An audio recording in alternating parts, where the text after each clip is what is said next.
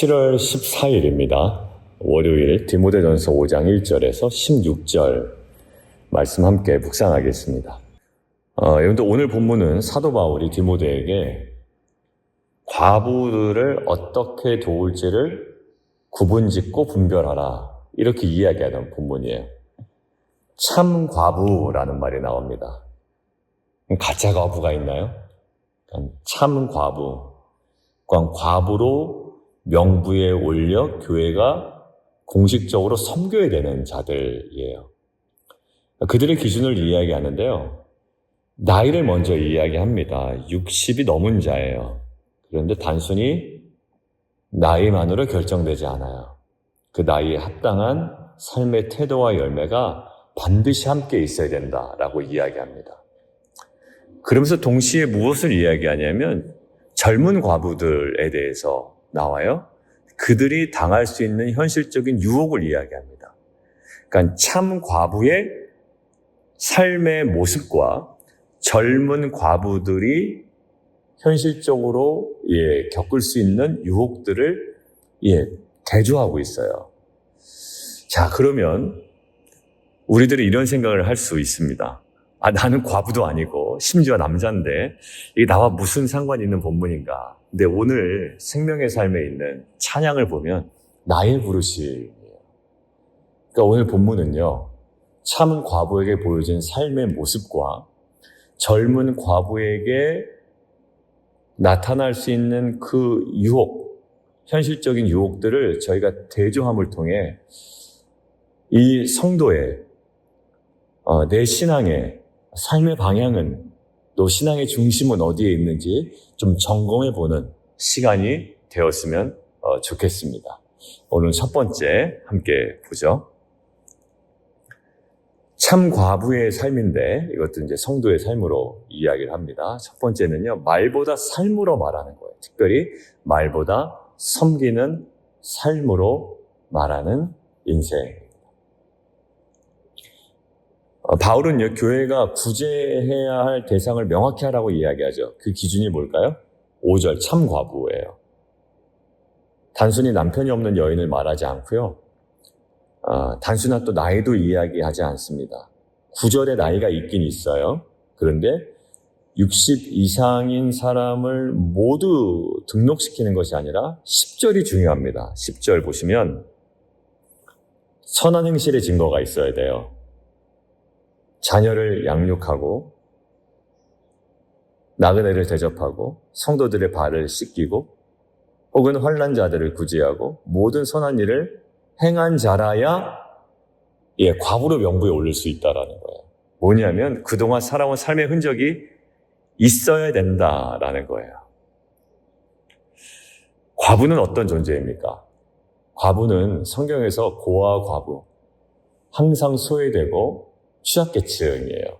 돌봄을 받아야 되는 겁니다. 고난 가운데 있는 자거든요. 연약함 속에 있는 자들이에요. 그런데 이 과부가 어떤 일을 했대요? 그동안 살아온 삶의 흔적이 선한 행실의 증거가 있다라는 거예요. 결국 고난 가운데서도 섬김의 자리를 떠나지 않았다라는 겁니다. 오히려 연약한 상황 가운데서도 자신보다 더 연약한 이들을 바라보고 섬겼다라는 거예요. 뭐가 핵심인가요? 나이인가요? 아니에요. 말보다 섬기는 삶으로 드러낸 믿음. 그게 참 과부라는 거예요. 저는 이 참 과부가 참 성도라는 말과 연관되어 있다고 생각합니다. 나이가 중요한가요? 나이도 물론 중요합니다. 근데 그 나이에 합당한 함께 남아있는 흔적들, 삶으로 드러난, 섬기는 삶으로 드러난 그 믿음이 참 과부, 참 성도의 모습이라고 생각이 들어요. 누군가를 떠올릴 때 그분은 항상 기도하는 분이야. 언제나 사랑으로 섬기지. 이런 이야기를 우리가 들으면 좋겠어요. 그런데 아니, 그 사람은 말은 참 잘해. 이런 이야기를 들으면 굉장히 속상할 것 같습니다. 하나님은 오늘 우리에게 말씀하십니다. 말보다 삶이 말해주는 신앙을 보신다라는 거예요. 우리 교회도 그런 분이 계십니다. 아무도 모르게 또 교회 이곳저곳을 둘러보는 거예요. 어제도 예배 끝나고 새가족 교육까지 끝나고 이제 집에 가려고 하는데 어느 성도님 가정이 아이를 데리고 왔어요. 왜 오셨냐고 물어봤더니 교회에 무슨 정리되지 않은 게 혹시나 있을까 해서 걱정이 돼서 한번 와봤다라는 거예요. 그러면서 이제 마지막 확인하고 다시 가시더라고요. 참 감사했습니다. 우연히 만났잖아요. 만나지 못했으면 그냥 확인하고 돌아가셨을 거예요. 아무도 모르게 교회를 점검하시고 쓰레기로 줍고 하나하나 질서 있게 또 규모 있게 운영해 가시는 분들이 계세요. 또 한 끼 도시락으로 이웃을 섬기는 분들이 계시고 이른 새벽에 문을 여시는 분도 계시고 또 조용히 기도하신 분도 계십니다. 여러분들 그런 삶은요 결코 하나님 앞에서 사라지지 않는 줄 믿습니다. 왜요? 그것이 삶의 참된 믿음의 증거이기 때문이에요. 히브리서 6장 10절은 이렇게 얘기합니다. 하나님은 불의하지 아니하시대요. 그래서 너희 행위와 그의 이름을 위하여 나타낸 사랑을 잊지 아니하시느니라. 오늘 예배 후에도 또 우리 평생에 말이 아닌 우리의 섬김의 삶으로 복음을 살아내고 우리의 믿음의 증거를 드러내는 귀한 공동체 되기를 주님의 이름으로 축원합니다. 두 번째요. 젊은 과부와 참 과부의 구분 중에 하나가 말이에요. 어떤 말이냐? 쓸데없는 말이냐? 아니면 하나님께 올려드리는 기도와 간구냐의 차이가 있어요. 말보다 섬기는 삶이 우선이라고 하지만 우리의 말도 굉장히 절제 있게 잘 표현되어야 합니다. 오늘 한번 보실까요? 바울이 젊은 과부에 대해서 경고하는 내용들이 11절부터 쭉 올려 있습니다. 젊은 과부를 명단에 올리라고 해요? 아니, 올리지 말래요. 왜 그럴까요? 젊다고 해서 모두 문제가 있는 것은 아닙니다. 그런데 바울은 어떤 부분을 지금 견지하고 있냐면 젊은 과부들이 겪을 수 있는 현실적 유혹을 말해주고 싶은 거예요. 본문을 보니까 뭐라고 되어 있습니까? 정욕을 품고 그리스도를 저버리고자 한다. 게으름을 익혀서 집집으로 그냥 돌아다닌다. 근데 게으를 뿐만 아니라 쓸데없는 말을 한다. 13절. 일을 만들고 마땅히 아니할 말을 한다. 이건요, 그냥 생활 습관이 아니라 젊은 과부들에게 이야기하는 거잖아요. 그러니까 그들의 신앙의 중심이 흔들렸을 때 나타나는 반응들. 연약했을 때, 외로움이 찾아왔을 때, 기도로 채우지 못하면 뭐가 와요? 말이 많아지는 거예요. 고통을 하나님께 정확하게 다 쏟아놓지 못하면 쓸데없는 일에 마음을 빼앗기게 됩니다. 그런데요, 참 과부의 특징을 한번 보세요. 5절. 참 과부로서 외로운 자는 외롭지 않아요. 그런데 하나님께 소망을 두어 뭐 한대요? 주야로 항상 기도와 간구를 한대요. 그러니까 참 과부와 젊은 과부가 당할 수 있는 유혹 사이에 뭐가 정확하게 대비되냐면 말이에요. 이쪽은 쓸데없는 말이고요. 참 과부는 하나님께 중심을 두고 항상 주야로 간구와 기도를 한다라는 거예요. 맞습니다. 우리의 인생에 허전함이 찾아올 수 있어요. 그런데 허전함을 무엇으로 채우느냐에 따라 삶의 방향이 완전히 달라지거든요. 이런 말이 있습니다. 기도하지 않는 사람은 결국 남을 이야기한대요. 왜냐하면 마음이 비어있기 때문입니다. 예전에 청년이 이렇게 고백한 적이 있어요. 목사님, 마음이 이렇게 허전할 때마다 SNS를 보는데 사람들 이야기 보고 사진 보면 질투나고 비교되고 결국 믿음이 더 약해진다라는 거예요. 그런데 저는 그 말이 오래 남더라고요. 그리고 많은 사람들의 고백이 그렇습니다. 여러분들 외로움 자체가 죄는 아니에요. 그렇지만 외로움을 어디로 가지고 가느냐가 신앙의 고백이 됩니다. 근데 젊은 과부가 어느 유혹을 받아요? 게을러지고 그리고 집집으로 돌아다니고 게으를 뿐만 아니라 쓸데없는 말을 하고 일을 만들고 마땅히 아니할 말을 합니다. 바울은요, 결국 그걸 분별하라고 이야기하는 거예요. 외로움 자체가 죄는 아니지만 외로움을 어디로 가지고 가느냐가 신앙의 고백이 된다라는 거죠. 지금 기도하지 않으면 허전함이 엉뚱한 방향으로 튈 수가 있습니다. 정욕이 기도를 밀어내고 말이 침묵을 이기고 분주함이 주님의 임재를 빼앗아 갈 수 있다라는 거예요. 여러분들, 내 삶에 쓸데없는 말이 많아졌다면, 혹시 남의 이야기, 세상의 흐름에 너무 마음이 간다면, 혹시 기도할 시간이 계속 줄어들고 있다면 오늘 이 말씀을 깊이 마음에 담으셨으면 좋겠습니다.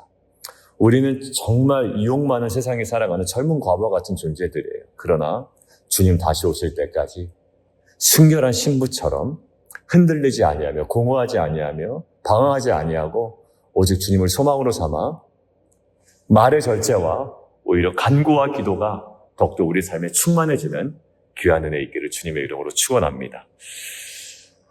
세 번째예요.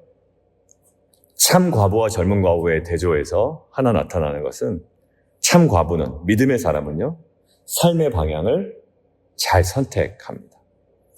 오늘 본문에 두 부류의 사람이 등장한다고 그랬죠. 한쪽은 하나님께 소망을 두고 기도하며 살아가는 사람, 다른 한쪽은 11절, 정욕으로 그리스도를 배반한다예요.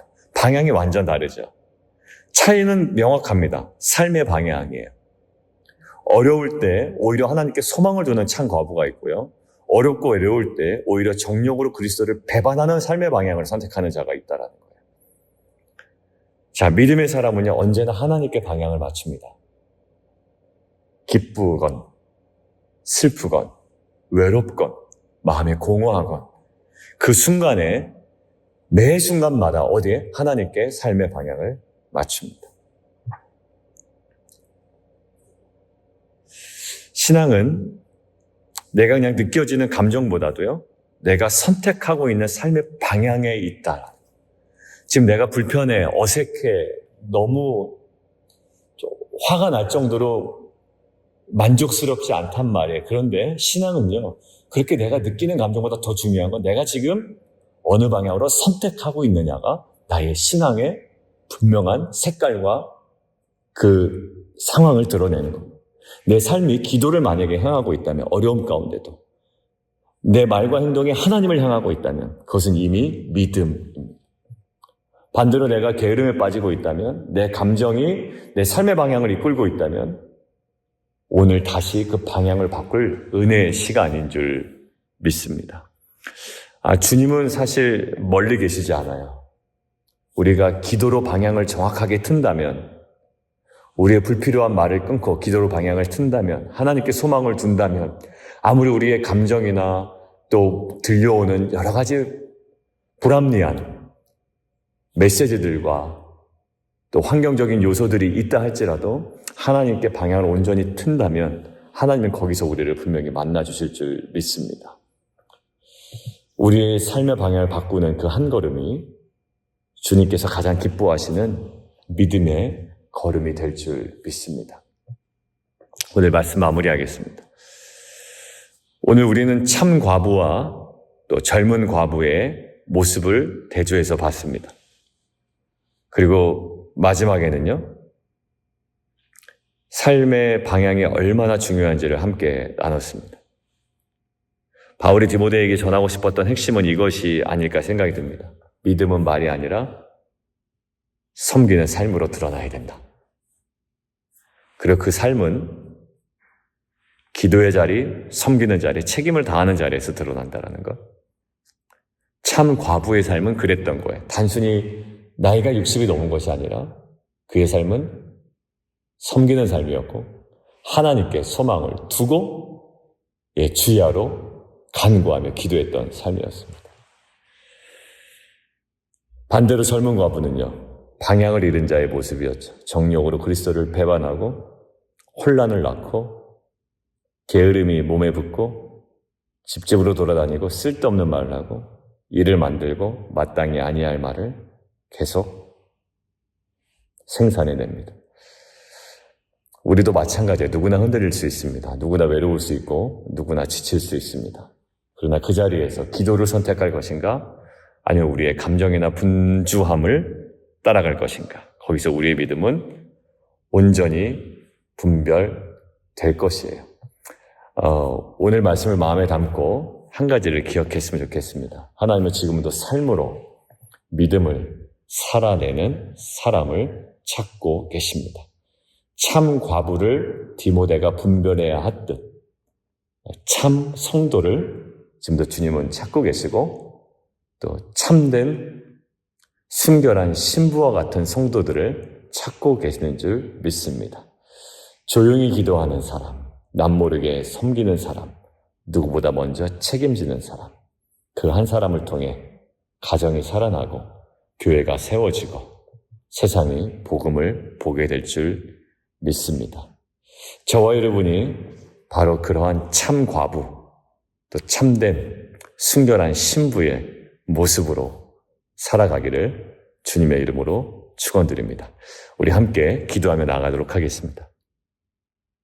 이 시간 우리 함께 좀 기도하며 나아가도록 하죠. 하나님 앞에 저와 여러분의 삶을 솔직히 내어드렸으면 좋겠습니다. 주님, 저의 삶이 온전히 복음을 드러내는 삶이 되게 도와주십시오. 말 한마디 잘못했다가는요, 한 영혼, 한 가정을 정말 최선을 다해 모든 사람들이 신앙을 끌어올렸던 가정에 한순간에 그냥 나가 떨어지는 것들을 볼 수가 있어요. 복음을 온전히 견고하게 드러내는 삶이 되게 도와주십시오. 어려움 가운데 방황하지 않게 하시고 정욕과 게으름이 아니라 기도와 순종으로 살아가게 하여 주옵소서. 내가 있는 자리에서 하나님을 향한 분명한 방향으로 살아가게 하여 주옵소서. 우리 함께 기도하며 나아가도록 하겠습니다. 기도합니다.